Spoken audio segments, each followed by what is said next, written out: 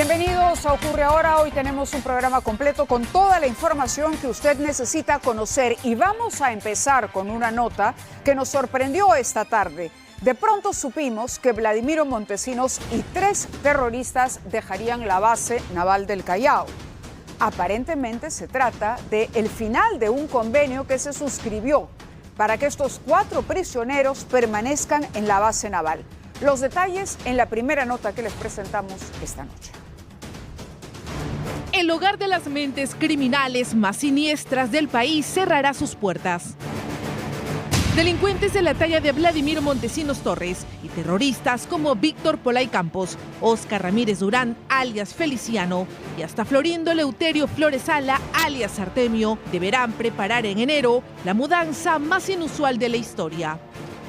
Así lo informó el INPE a través de un comunicado donde indicaron que a inicios del próximo año se vence el plazo del convenio con la Marina de Guerra para el funcionamiento del Centro de Reclusión de Máxima Seguridad, más conocida como Base Naval, por lo que estos 4 reclusos deberán cumplir sus condenas en un nuevo penal de máxima seguridad.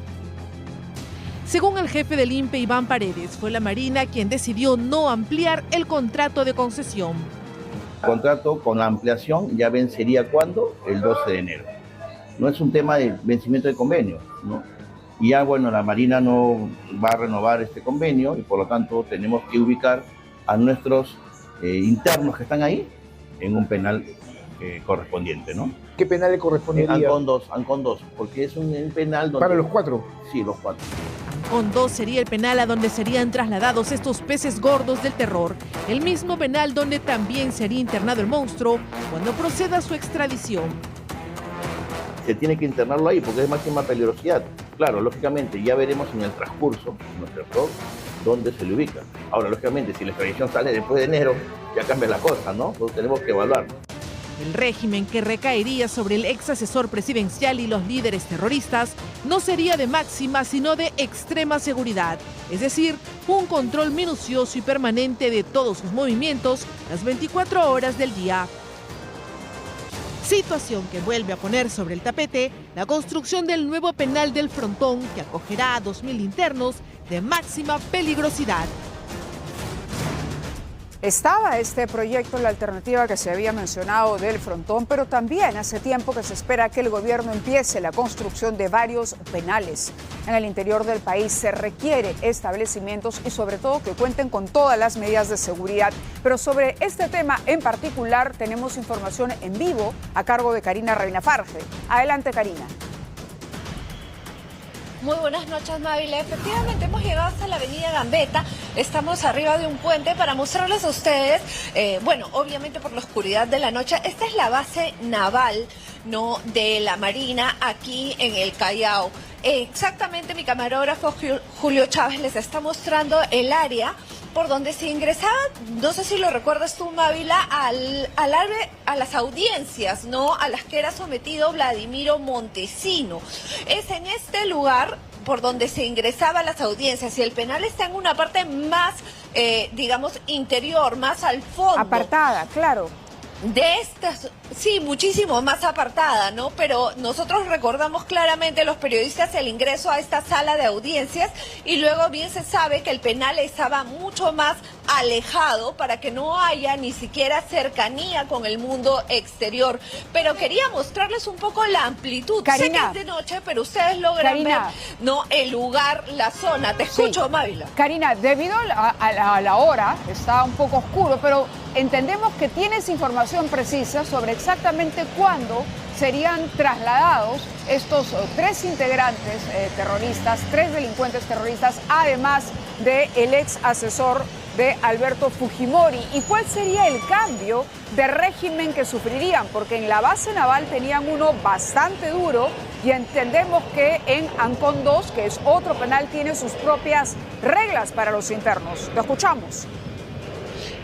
Sí, efectivamente, lo que ha informado el INPE, Mávila, es el hecho de que este convenio con la Marina de Guerra del Perú es exactamente hasta el día 12 de enero, razón por la que ellos tendrían que ser retirados de estas instalaciones y trasladados al penal de Ancón 2 en esa fecha, es decir, faltan aún unos 3 meses, ¿no? Para que se dé este traslado. Estamos hablando de 4 personas, exactamente, como tú bien mencionaste y como también lo hemos escuchado en el reportaje de nuestra compañera Shirley Valdivia. Se trata de Vladimiro Montesinos, de Víctor Polay Campos, de Oscar Ramírez Durán, que es más conocido como Feliciano, y Florindo Flores Ala, que es camarada Artemio.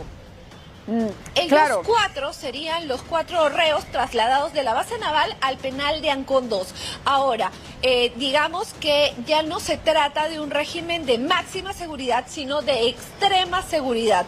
Pero ¿por qué reflexionar con respecto al penal de Ancón 2?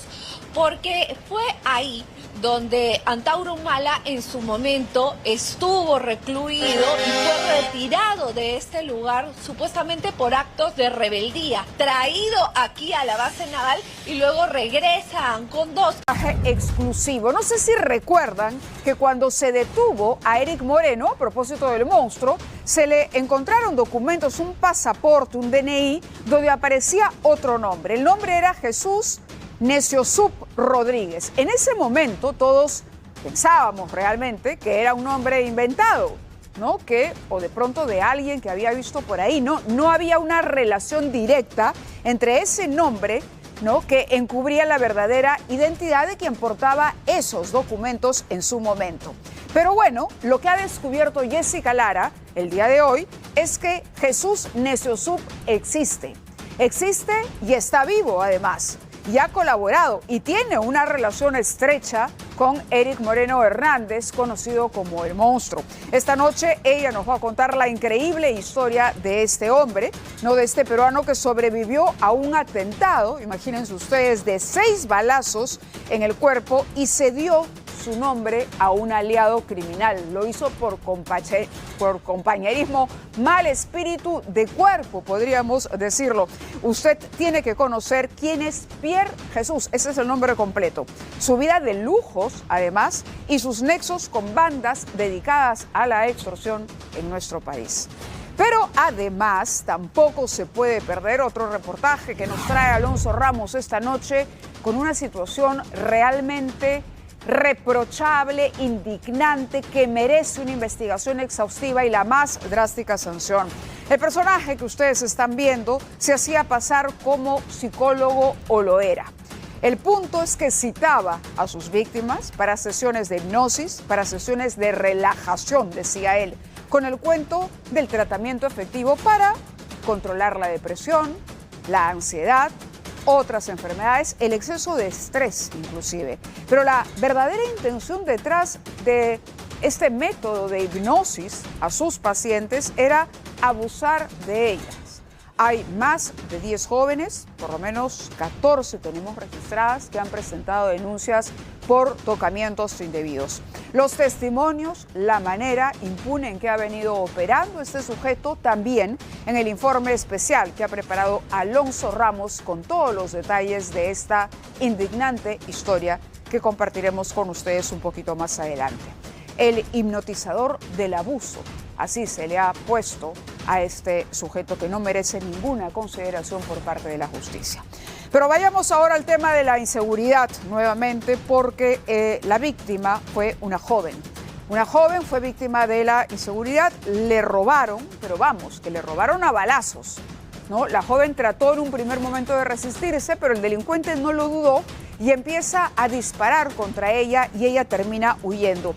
El hecho ocurre en Ate, pero ojo, esto sirve para entender que siempre que nos enfrentamos a un delincuente hay que preservar la vida sobre todo y la integridad. Veamos las escenas que se quedaron registradas sobre este atraco.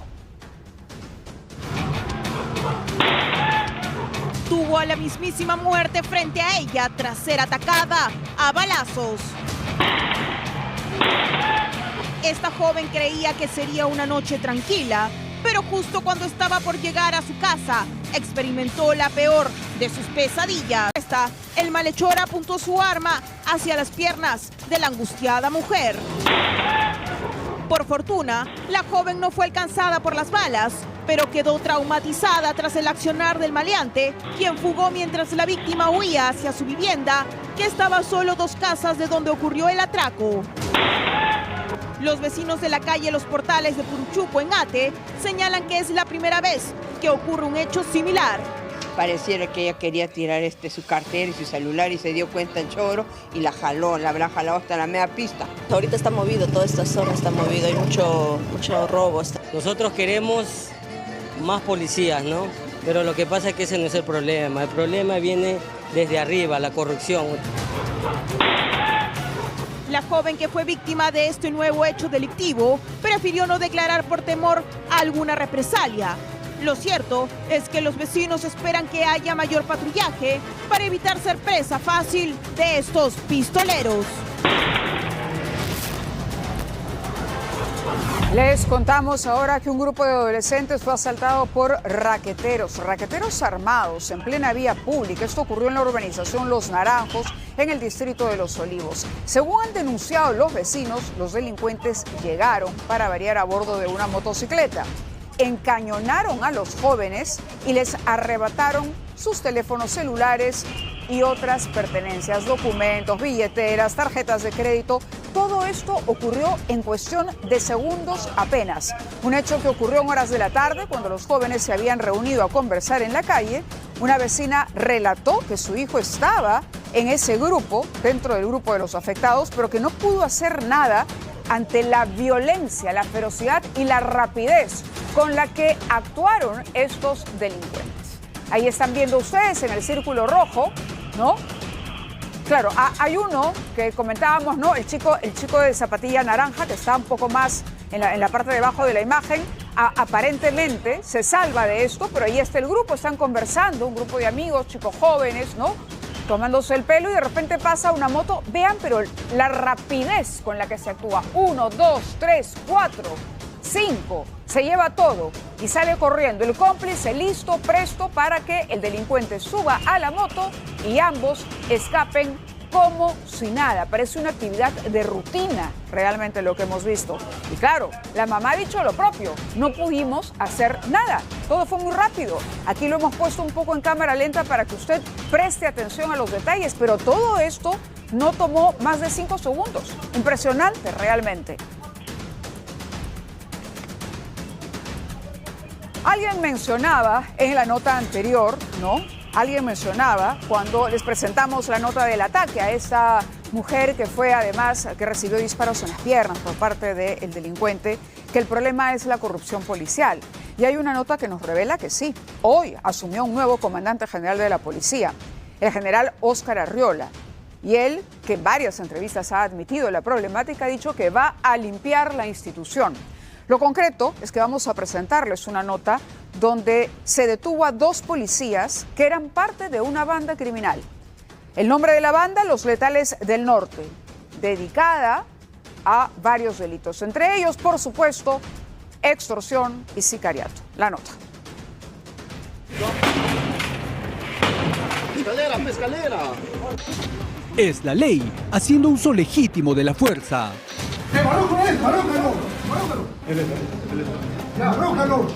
La Policía Nacional del Perú tomando acción contra la delincuencia. Acá en la espalda, colega.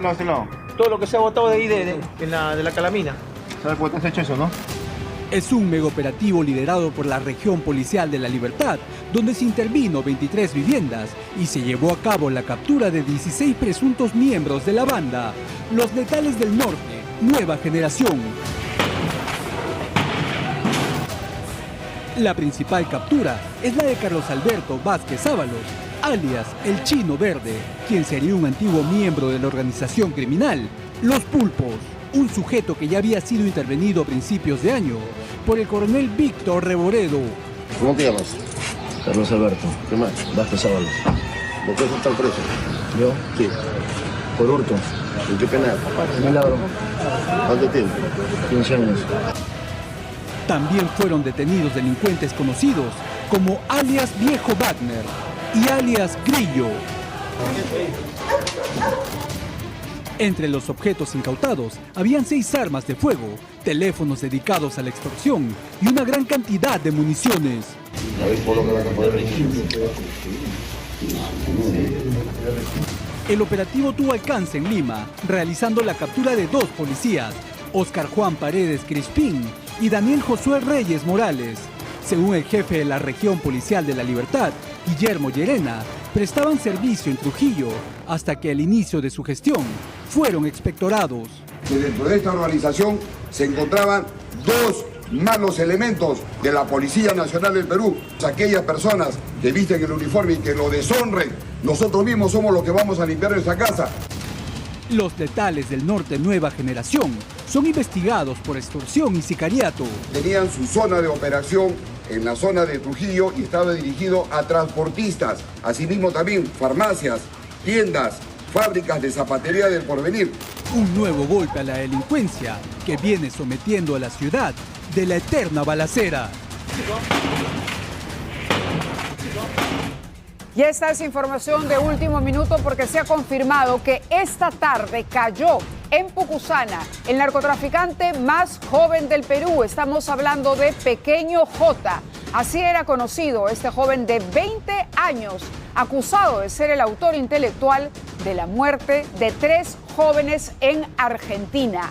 ¿Cómo cayó el narco más joven del Perú después de que la noticia recorrió y dejó impactada a la población de Argentina y por supuesto también de nuestro país al enterarnos de que se trataba de un delincuente peruano? Bueno, fue encontrado dentro de un camión en Pucusana. En Pucusana, según pudo saber, Valverde Victoriano estaba oculto en un camión que viajaba a la ciudad de Pucusana.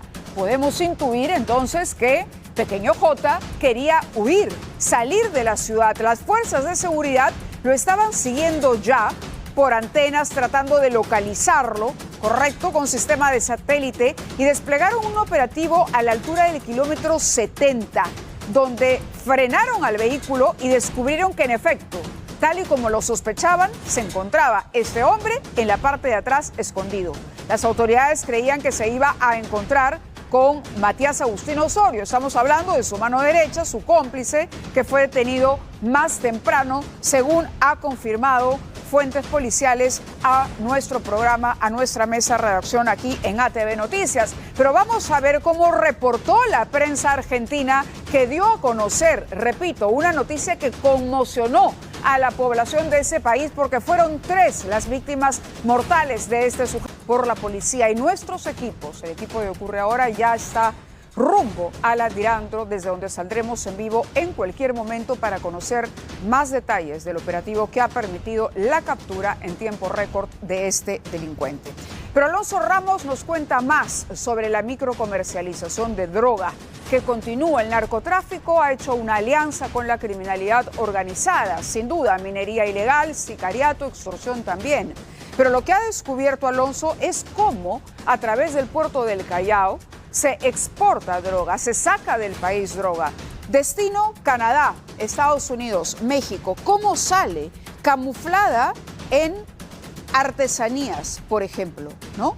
Esconden en freidoras, artefactos, electrodomésticos. Es increíble, en ropa, pero nos sorprende en artesanía también. Vea usted y asómbrese con lo que ha descubierto Alonso Ramos el día de hoy. Está manipulado. Desde freidoras, piezas artesanales, chalinas y hasta poleras. Los narcotraficantes se valen de todo para pasar la droga por el servicio courier. 21 de julio, esta oficial procede a abrir en un almacén de las empresas mensajería esta caja de cartón que sería enviado a África, encontrándose 3,5 kilos de cocaína. La coloración azul turquesa es inmediata, indicativo de presunto positivo para el calibre de cocaína. Cabe mencionar que también tienen olores característicos a droga tóxica y la textura de la tela es acartonada. El 2 de septiembre, destino: Estados Unidos. En un almacén de la empresa Courier se halla cerca de 1 kilo de cocaína en una freidora de aire. Acá estamos viendo unos paquetitos que no son muy comunes en los paquetitos, y proceden a hacer una prueba de campo la prueba de campo con disolvente de cobalto, nos arroja una coloración azul turquesa, inmediato, indicativo presuntivo para caloide de cocaína. Se va a proceder a verificar de una manera minuciosa y detallada cada artículo. El 3 de septiembre pasado, esta oficial antidrogas arqueó las cejas con esta caja de cartón de carga aérea con destino a México, que tenía poleras y buzos, hallándose 6 kilos de ketamina. Por el cual se va a proceder a hacer la diligencia de identificación preliminar con los reactivos químicos. Se puede observar que al contacto con la prenda reactivo se aprecia una coloración de celeste tenue, que sería un presunto indicativo de positivo para ketamina. No es el caso que utilicen el bloqueo químico de la sustancia con la finalidad de evitar los controles que puede hacer el CAN, ya puede hacerlo también un escáner. El 18 de septiembre, esta inspectora encuentra en una caja de cartón cerca de 2 kilos de ketamina. Se tuvo que valer esta vez de un escáner.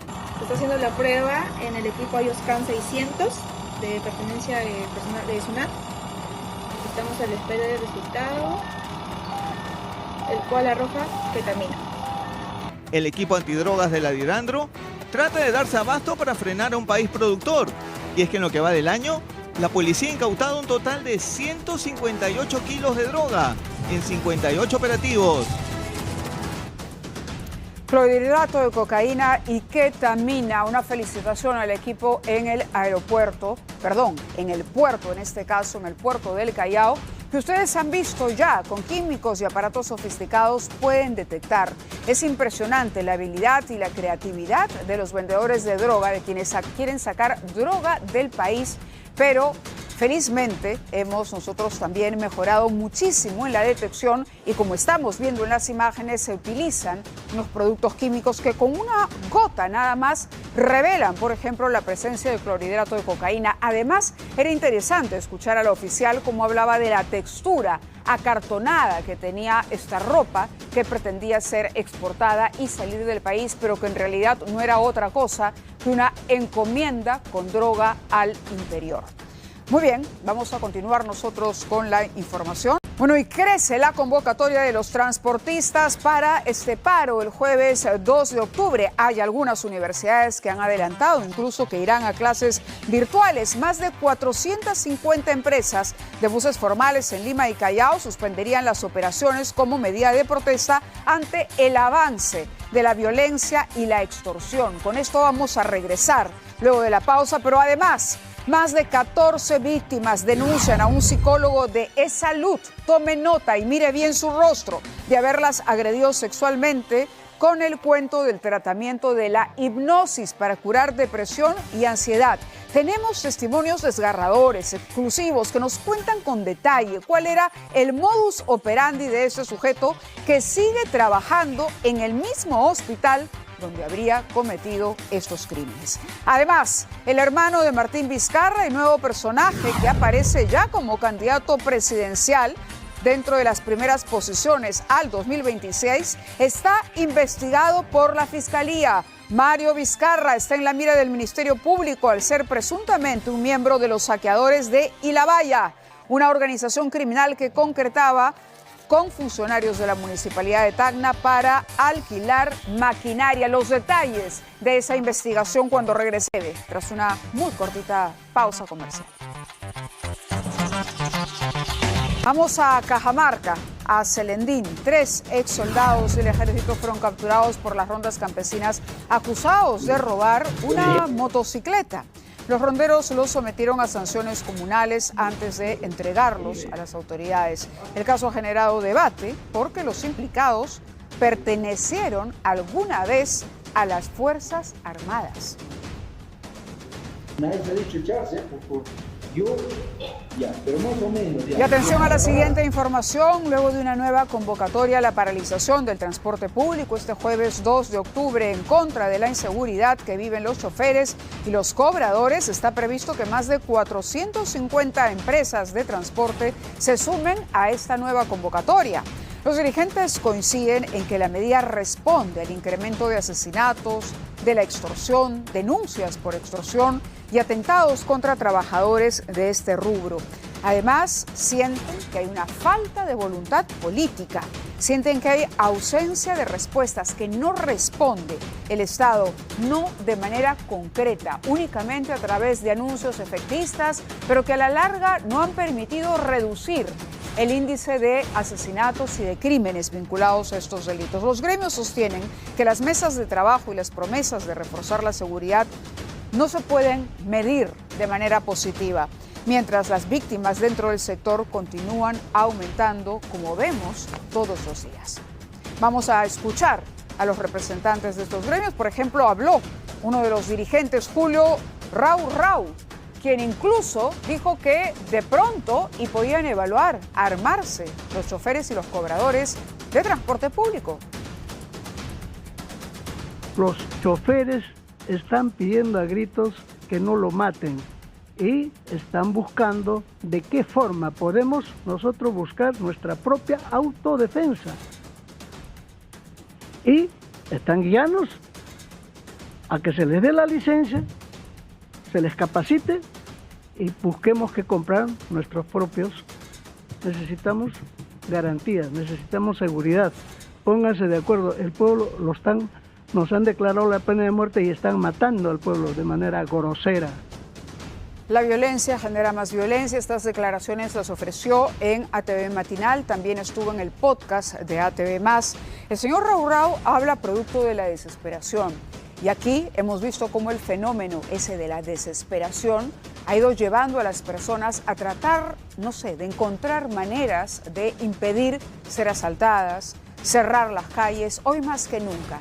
Rejas para que nadie pase, contratar seguridad particular, instalar cámaras de seguridad e incluso golpear, defenderse a golpes, ¿no? Enfrentar al delincuente. Esto es sumamente peligroso. La propuesta no ha sido acogida por la mayoría, pero vamos a escuchar lo que dijo otro dirigente del transporte también, el señor Martín Valeriano, que ha dicho que van a radicalizar la protesta porque no se está haciendo nada. Ojo con ello. Ahora, el tema es que en este momento no podemos esperar hasta el sábado, no podemos esperar más, tenemos que solidarizarnos los dirigentes gremiales con los conductores que lo están matando. Eso es una realidad. Miren, si hay una sola propuesta, una sola plataforma, que es la inseguridad, porque nos están matando, obviamente todos nos debemos sumar a un pliego de reclamo justo, porque el ministro Balaver no va a solucionar. En estos momentos tenemos que salir en defensa de la vida, a exigir a este gobierno indolente que nos dé seguridad y garantía a todos los conductores, a todos los transportistas y al usuario que a diario transportamos. Una asamblea se realizó ayer y cada vez son más los gremios que han dicho, bueno, no vamos a protestar, es decir, no va a ser una protesta violenta ni mucho menos, pero vamos a llevar incluso una iniciativa legislativa con propuestas concretas al Parlamento. Por lo menos es el anuncio que se ha hecho hasta hoy. El paro es convocado para este jueves 2 de octubre. Y vamos a hablar ahora del monstruo y de las maneras en que este peligrosísimo delincuente se las ingenió para tratar de eludir a la justicia. Por ejemplo, ustedes ven aquí a dos personas que a simple vista parecen la misma. Uno, Eric Moreno Hernández, conocido como el monstruo, y el otro, de nombre Pierre Neciosub. Pierre Neciosub era el nombre que utilizaba el monstruo para tratar de eludir, ¿no? Engañar, no revelar su identidad. Un documento como un DNI o un pasaporte tenía ese nombre y así se identificaba este sujeto, que en realidad es un amigo suyo que le estaba haciendo el favor. Lo interesante es que este Pierre Neciosub tiene una vida de lujos y una sorprendente historia de casi hermandad. Primero creíamos que era un hombre inventado simplemente, pero luego descubrimos que se trata de alguien real. La historia completa de esta amistad criminal con el informe de Jessica Lara.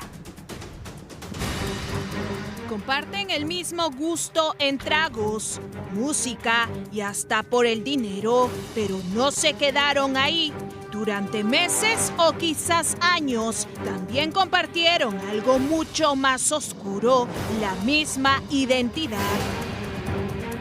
Uno es Eric Moreno Hernández, el criminal más sanguinario del Perú, y el otro es el verdadero Pierre Jesús Neciosub Rodríguez, por quien el monstruo se hizo pasar a nivel internacional para evitar su inminente captura. Así lo revelaron el pasaporte y el DNI que le encontraron al monstruo la noche de su captura en Paraguay. Este pasaporte que tiene su foto es falso. Ahí se ve el pasaporte sometido a la luz ultravioleta, que los pasaportes originales en teoría tienen que tener estos hilos de seguridad, algún distintivo. Nada, es una burda copia de una hoja de pasaporte. Una suplantación de identidad que no sería mera casualidad, sino un aparente favor de su viejo amigo de Lampa. Así lo revelan los mensajes enviados en exclusiva Ocurre Ahora por un personaje que conoce de cerca a estos criminales. Robaba carros con el monstruo años atrás, puro Toyota Hilux. El parecido físico, la barba, los ojos rasgados y hasta los tatuajes habrían sido claves para facilitar el engaño. Esta amistad que se mantuvo en el tiempo se habría forjado en las calles de Comas, para ser exactos de la zona de Belaúnde, donde tanto el monstruo como Pierre tenían sus propios dominios. Y es que mientras el monstruo dejó de robar camionetas Toyota Hilux y pasó a ejecutar extorsiones, secuestros y atentados, Pierre Neciosub se dedicó a seguir llenando su legajo policial con denuncias por robos de camionetas, celulares y agresiones físicas a la madre de sus hijos. Una vida al margen de la ley y vínculos con el monstruo que le pasaron factura en el año 2021, cuando recibió más de 5 balazos en la puerta de su casa a manos de 2 sicarios enviados aparentemente por otro ranqueado criminal de Lima Norte. A él lo querían matar de la banda del Jorobado en Comas y a partir de ahí se fue afuera del país en España. De ahí ya no se sabe nada de él. Una huida que habría cambiado la suerte del verdadero Pierre, quien en sus redes se muestra rodeado de dinero, gozando incluso de las botellas del más caro whisky en conocidas discotecas de España.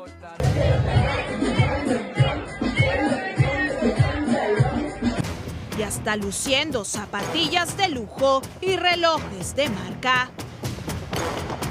La misma vida de excesos que presumía su amigo el monstruo en Bolivia y Paraguay. Ambos también comparten el mismo vínculo con policías. Por ejemplo, Pierre Neciosub tiene una prima paterna que hasta el 2022 ejerció labores en nada menos que la de Pincri de Comas, teniendo a su cargo casos de trata de personas y hasta secuestros. Reveladores datos que deberán ser analizados por las autoridades para esclarecer responsabilidades, pero que también evidencian la mente criminal y retorcida detrás de alias el monstruo. Sin duda, como dice Jessica, acertadamente para establecer responsabilidades.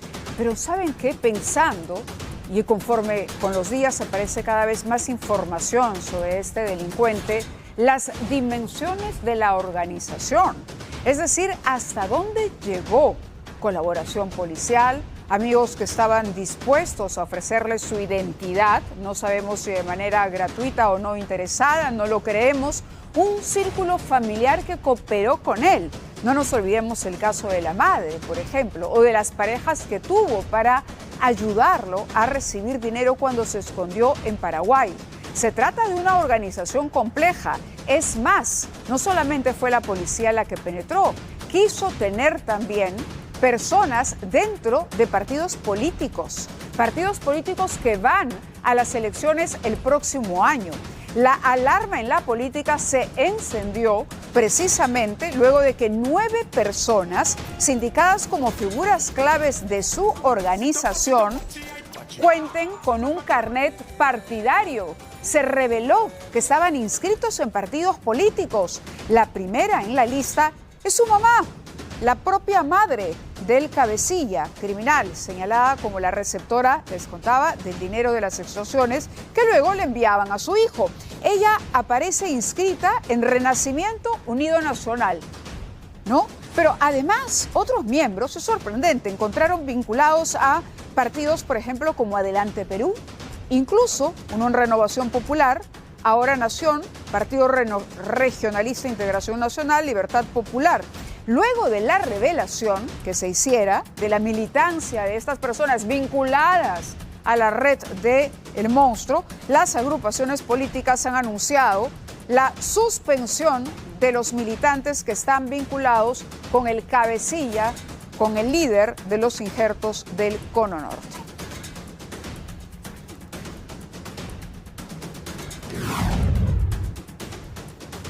Y el general Óscar Arriola ha asumido el día de hoy como nuevo comandante de la Policía Nacional, en reemplazo del general Víctor Sanabria, quien, recordemos, fue suspendido por 18 meses por una disposición judicial. Hay un juzgado en Arequipa que lo está investigado por presuntos actos de corrupción cuando se desempeñaba como jefe de esa región policial. Arriola ha anunciado que su gestión, él era jefe del Estado Mayor de la Policía hasta ayer, ha asumido ahora en reemplazo de Sanabria y anunció que su gestión priorizará el fortalecimiento de la inteligencia, la investigación criminal, la criminalística para enfrentar al crimen organizado con estándares internacionales. Además, en algún momento dijo, voy o vamos a limpiar la institución. Escuchemos. Nosotros mismos somos los que limpiamos nuestra institución. Nosotros mismos somos los que investigamos, hacemos inteligencia y detectamos quiénes son esos infiltrados que se ponen de uniforme y que cruzan la línea y que pasan a conformar las organizaciones criminales, las bandas, para capturarlos nosotros. Y hoy en día tenemos que estar muy unidos con el Ministerio, con el Poder Judicial. Vamos a fortalecer la inteligencia, la investigación criminal y la criminalística para estar a los estándares internacionales de la lucha contra la criminalidad organizada, nacional y transnacional. Nosotros mismos. Hay dos retos en lo particular que creemos que tiene el general Arriola de hoy en adelante. El segundo puede ser más difícil. El primero es limpiar.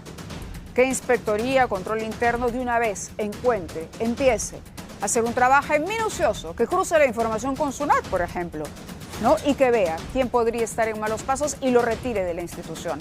Pero lo segundo, general Arriola, y lo más difícil es recuperar la confianza que la policía, en algunos casos, ha perdido de la ciudadanía. De esos ciudadanos que acuden a una comisaría a pedir protección o a presentar una denuncia, pero que saliendo de la comisaría reciben un mensaje donde les advierten que ya saben los delincuentes que ellos han acudido a denunciarlos. La confianza es clave si usted quiere tener éxito en su gestión. Pues bien, vamos a hablar ahora de otro caso que hemos venido anunciando en el programa, porque el protagonista es un psicólogo de ESalud, nada menos. Psicólogo de ESalud. A ver, las víctimas acudían a él, eran pacientes, en su mayoría pacientes que acuden para sus servicios de psicología, pero este sujeto lo que hacía era inducirlas, no invitarlas, sugerirles que se sometan a sesiones de hipnosis, ¿no? Para que de pronto pues, puedan mejorar su situación, encontrar cuál era la causa de su estrés, de su ansiedad, de su depresión, ¿no? A partir de ahí, ese era su método. Pero lo que en el fondo hacía era hipnotizarlas para aprovecharse. Hay por lo menos 14 mujeres. Y usted a continuación no solamente va a conocer el modus operandi de este hombre que sigue trabajando para ESalud, sino además testimonios de las víctimas que relatan, ¿no?, cómo aprovechaba la vulnerabilidad, la confianza y la necesidad de contar con los servicios de un psicólogo. Correcto, no de un abusador. Va la nota. Utilizaba la terapia de la hipnosis para asegurar que podía curar la depresión y la ansiedad en jóvenes, pero tras lo que él llamaba un tratamiento exitoso, se escondía un monstruo. Empezamos con esta sesión de hipnosis, relajación. Entonces él me decía que imaginara que estaba desnuda. El acusado por más de 10 mujeres de haberlas tocado indebidamente es el psicólogo José Cornejo del Carpio, quien según testimonio de sus víctimas, daba rienda suelta a sus bajos instintos en cada consulta. Él me dice, ya vamos a empezar con la sesión de hipnosis. Lo que quiero es que te eches en la camilla. Vamos a hacer una terapia de relajación, vas a soltar tus manos, tus pies, pero realmente, o sea, yo no creía en el hipnosis. En exclusiva, estos son los testimonios de 3 de las 14 mujeres que han decidido denunciar públicamente a este hombre de 46 años, quien hasta hace poco atendía en el Hospital de Salud en Madre de Dios. Este hombre se dice psicólogo, es José Carlos Cornejo, utilizando la técnica de la hipnosis, la relajación, amparado bajo supuestas prácticas psicológicas, se aprovechó de mí. Herminia Turpo acudió a la ayuda psicológica de José Cornejo para aliviar su ansiedad, y es en la tercera sesión que este falso hipnotizador se saca la careta. Recuerdo haberme quitado la parte, ¿no? la ropa del dorso superior. Él me decía que imaginara que estaba desnuda, pero recuerdo que él me sacó el brasier, así que imagino que estaba boca abajo. Sugería que me desnudara, incluso que gritara y que sintiera placer. Me estaba haciendo los masajes, pero esos masajes no fueron normales, ya se convirtieron en sugerentes. Herminia decidió denunciarlo ante la policía el último 19 de septiembre, en medio de una avalancha de denuncias contra este psicólogo que ya se viralizaban en las redes sociales. Gracias a esta joven que prefiere guardar el anonimato, pero no callar el abuso. Me dice, échate en la camilla y vas a cerrar los ojos y me vas a esperar un ratito. Me acuerdo que él contaba hasta el 3 y chasqueaba los dedos y yo me dormía, pues, ¿no? Me cerraba los ojos. Esta joven de 20 años fue la primera en denunciar a José Cornejo, primero en una comisaría y después en redes sociales. Nunca imaginó que una terapia donde supuestamente recibiría ayuda emocional se convertiría en un martirio en su vida, con el cuento de la hipnosis. Después de eso, él empieza a abrazarme, ¿no? O sea, como diciendo, calma, tranquila, las cosas pasan por algo, así como cuando alguien te abraza y te da palmadas, así, y ya, pero su mano ya estaba bajando de más. Entonces estaba bajando más y ya me estaba tocando las manos mis caderas, me tocó la nalga como 2 veces. Ocurre ahora, buscó al psicólogo José Cornejo en el ojo de la tormenta, negó los cargos de manera escueta. Bueno, pero lo que dicen las chicas es que usted, bajo el método, la modalidad de hipnosis, se aprovechaba y las tocaba. ¿Qué tiene que decir al respecto? Porque es una denuncia muy grave. Y de hecho que es una denuncia muy grave. No hay... Muchas de esas denuncias están hechas por personas que no son reales, ¿no? Pero hay personas reales. Sí, yo quisiera, yo voy a poder conversar con usted, pero por favor, yo le suplicaría que pueda hacer con mi abogado. Cornejo prometió dar una entrevista amplia con su abogado, hecho que, al cierre de la edición, no ha sucedido. El que sí habló fue el director del hospital de Madre de Dios. No está laborando, ¿no? Ha sido separado de la parte asistencial, pasó a la parte administrativa, ¿no? Y ahora pues está con licencia. Pese a la separación del acusado de las consultas psicológicas, hay más mujeres que empiezan a denunciarlo públicamente. Pero yo no podía despertar porque estaba como en trance. Yo sentía que me pesaban los ojos, que me pesaban las manos, incluso las piernas. Cuando ya sentí que estaba rozando su boca con la mía, es que yo he puesto de mi parte y yo lo empujé, ¿no? Dije, no, yo no quiero, ¿no? Y me puse fuerte y él estaba sobre mí así, ya, prácticamente besándome, pues. Por la cantidad de denuncias de tocamiento indebido, uno de los casos ya está en el Poder Judicial. Sus víctimas ya despertaron y piden, no callen.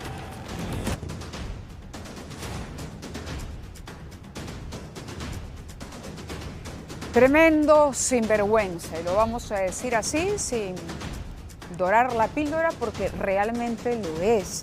Cómo aprovecharse de una situación vulnerable cuando uno además se atreve a buscar a un especialista para contarle, compartir sus problemas, en medio de una situación tan vulnerable como es la depresión o sufrir de ansiedad. Lo que quiere es realmente encontrar herramientas para salir adelante. Pero dense cuenta cómo en E-Salud, ¿dónde están los filtros, por cierto? ¿Dónde están los filtros? Porque no ha sido una ni dos. Hemos contado por lo menos 14 mujeres. Y parece, de acuerdo a la investigación de Alonso, que son más. Él dice que no son reales. Entonces nosotros hemos inventado con inteligencia artificial a las señoritas que ustedes han escuchado. Lo que hemos hecho en algunos casos es ocultar la identidad porque están en su derecho. Pero hubo alguna que sí, valientemente dijo: yo doy la cara porque no quiero que esto pase. Se excedió, no solo se pasó, cometió un delito, abusó de estas mujeres. Tenemos un comunicado del Colegio de Psicólogos, que lo tenemos aquí, y que rechaza, por supuesto, dice: como institución que vela por la ética y el correcto ejercicio profesional de la psicología en el Perú, reiteramos que todo acto que vulnere la integridad y la dignidad de las personas constituye una falta grave a los principios que rigen nuestra profesión. Ninguna práctica psicológica justifica el uso de procedimientos que expongan, manipulen o vulneren a los pacientes bajo ningún pretexto. Clarísimo. De acuerdo con el artículo 33 del Estatuto Nacional, en los casos en que un psicólogo sea sometido a un proceso o procedimiento fuera de la competencia disciplinaria del colegio, corresponde esperar el resultado de esas investigaciones para que esto sirva como antecedente al procedimiento disciplinario.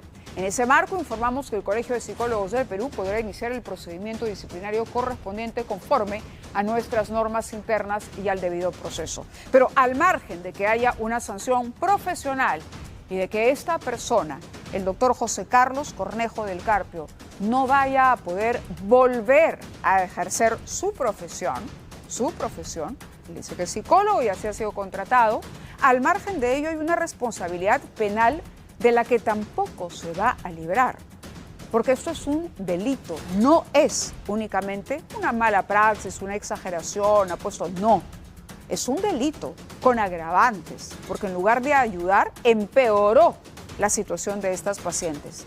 ¿Y de qué manera? Tremendo lo que ha ocurrido. Tantas imágenes, y a propósito de una nota que compartíamos con ustedes antes, vieron este chico influencer que en lugar de salir y de preservar su seguridad, él prendió el celular. Cosa de locos realmente, mucho cuidado con ello. Los jóvenes están completamente metidos en el celular.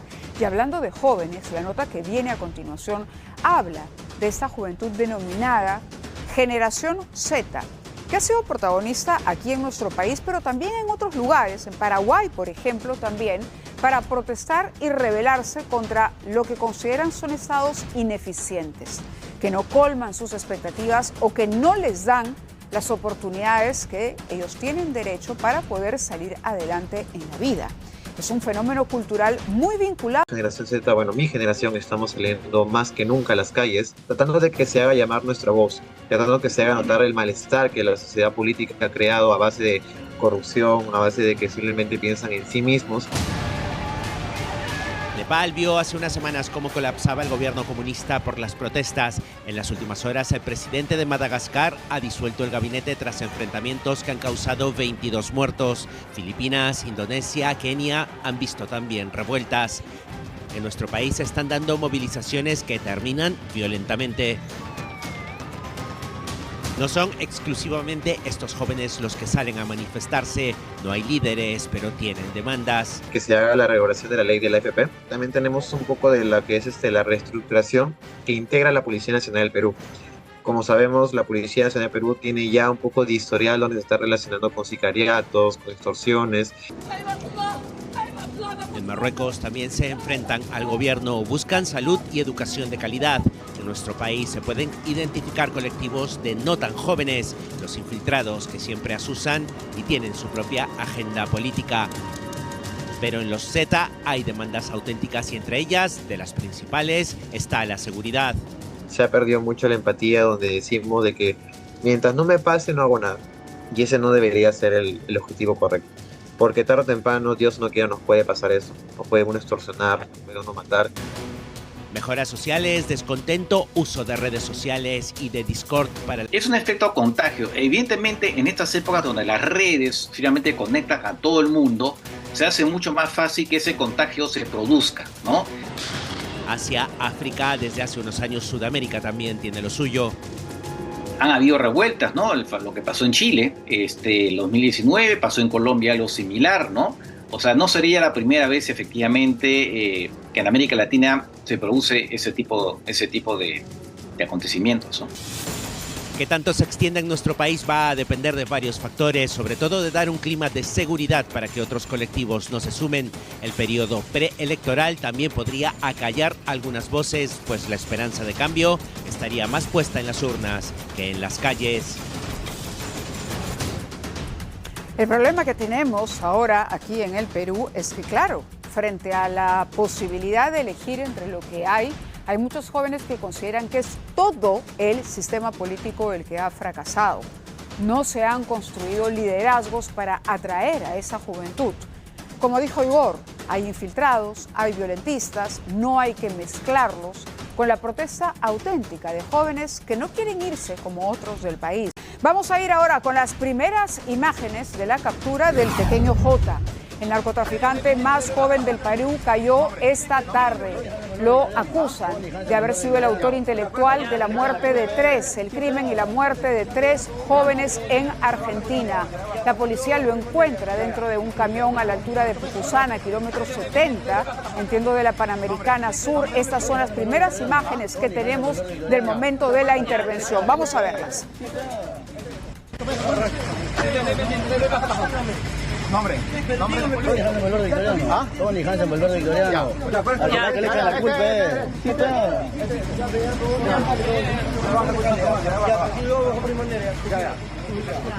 Vamos rápidamente en vivo con nuestra compañera Candy Quispe porque en breve inicia la conferencia de prensa desde la Dirandro. Adelante, Candy.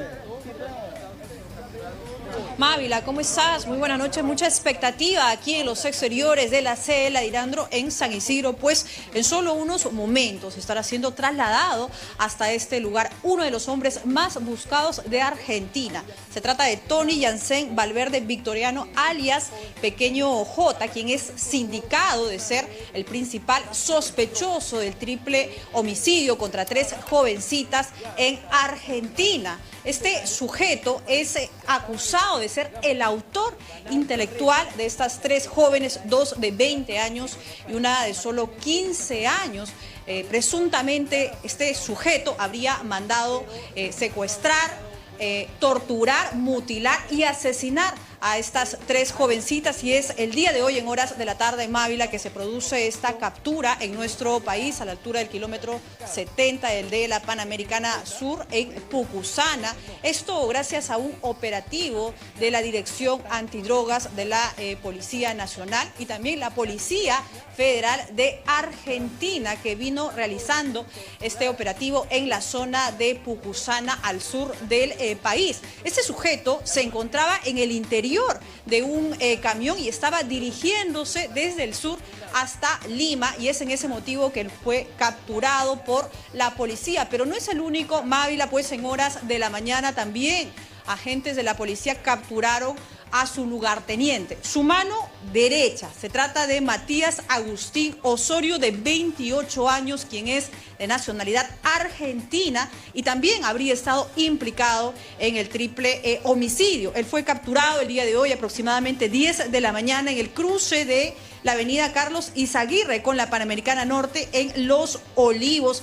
Ahora estamos a la espera, pues en solo unos minutos, Mávila, ambos sujetos aparentemente serían trasladados hasta este punto a la sede de la Dirandro, que se encuentra en la avenida Aramburú en San Isidro. Además, la policía va a dar detalles, van a ofrecer una conferencia de prensa para poder brindar más detalles de cómo fue esta importante captura. Recordemos que estos 2 sujetos, alias J y su lugarteniente, tenían orden de captura internacional. Había una alerta roja emitida por la Interpol. Y eran intensamente buscados no solo por la Interpol. No solamente eran buscados en Argentina, sino también en otras partes del mundo, incluyendo nuestro país, y es por ese motivo que ambos sujetos fueron capturados el día de hoy en diferentes puntos de la capital, Mávila. Uno de ellos en la Panamericana Sur y el otro en el cono norte de Lima, Mávila. Sí, se ve que está la prensa muy atenta, los periodistas esperando a que inicie esta conferencia de prensa donde serían presentados ambos sujetos, tanto el argentino como el peruano. Este es un joven de solo 20 años. Ahora estamos viendo la reacción que tiene al momento de la captura. Es realmente impresionante el gesto, ¿no? Parece mucho mayor. Pero lo que nos ha llegado como información es que él sería el autor intelectual y que habría podido dirigir el crimen desde el Perú.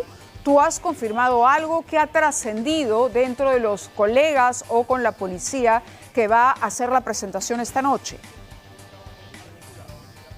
La información que se tiene es que él sería el autor intelectual, es decir, el autor material quien habría mandado a matar a estas 3 jovencitas. Ahora, no sabemos si lo hizo directamente desde Perú o Argentina. Lo cierto es que ya hay 6 personas capturadas por este triple homicidio y con esos 2 sujetos ya serían los 8 implicados quienes se encuentran detenidos. La policía viene realizando una investigación. Él es considerado un narco, líder de una presunta organización de narcotraficantes, un joven de solo 20 años, hace unos días acaba de cumplir 20 años, es oriundo de Trujillo en La Libertad, una zona sabemos convulsionada por diferentes organizaciones criminales y ahora se había convertido en uno de los hombres más buscados, por si no fuese el más buscado de Argentina. Imagínate un peruano sindicado de ser un narcotraficante y además presuntamente implicado en ser el cerebro de este crimen tan atroz, Mávila, contra estas 3 jovencitas, 2 de ellas de solo 20 años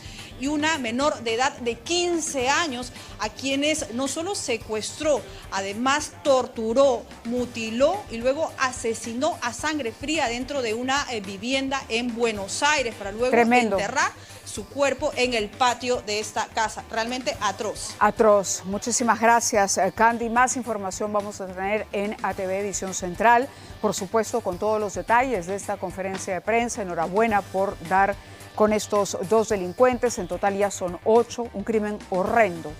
3 jovencitas que no se merecían morir y menos de esa manera, torturadas. Realmente atroz lo que se hizo con ellas.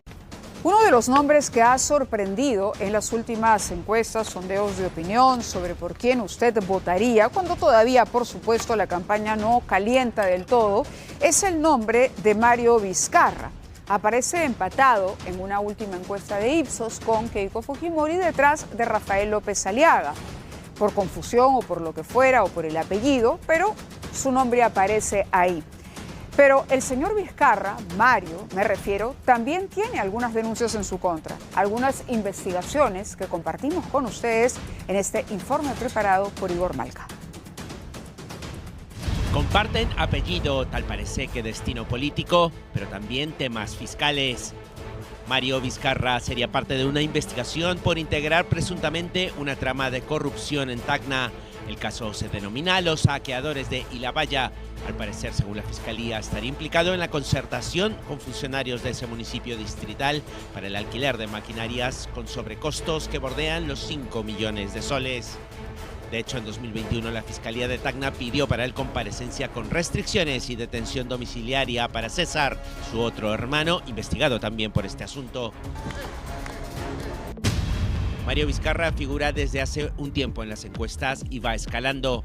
Y es que el expresidente ha venido arrastrando a las aguas de la política a su hermano. En río revuelto de desinformación, juicios y simpatías, hay ganancia de pescadores. Si en agosto Mario tenía 3%, en una primera medición de septiembre ya tenía 5%. Ahora, a finales de mes, según Ipsos, el hermano del exmandatario llega al 7%. Yo la llamo hinchazón y no crecimiento, pues estoy convencido que en la medida que la gente se entere que el titular es Martín Vizcarra y no puede postular, lo que ahora estamos viendo con Mario Vizcarra, que fundamentalmente es una confusión, por eso lo llamo hinchazón, va a empezar a desinflarse. Mario Vizcarra iguala nada menos que a Keiko Fujimori. En la cúspide, si se le puede llamar así, a un modesto 10%, continúa un Rafael López Aliaga que no confirma candidatura. A pesar de los esfuerzos que hace en redes sociales y con la inauguración de obras, su presencia en el interior del país, en las regiones, no crece en absoluto. Quien asoma ya con un 3%, superando incluso a César Acuña, es Philip Butters. Me parece interesante su posición. Él está teniendo una dinámica en redes sociales que puede ser la causante de este crecimiento. Yo creo que lo que le falta a Philip Butters es evitar la confrontación y tratar de plantear un esquema de propuesta. En el podio no hay ningún representante de los partidos tradicionales. El que arrasaría sería el voto en blanco o viciado, que tiene un 37%, pero queda mucho y de hecho un 67% podría cambiar de opinión. Muchísimas gracias por acompañarnos y tengan todos ustedes muy buenas noches.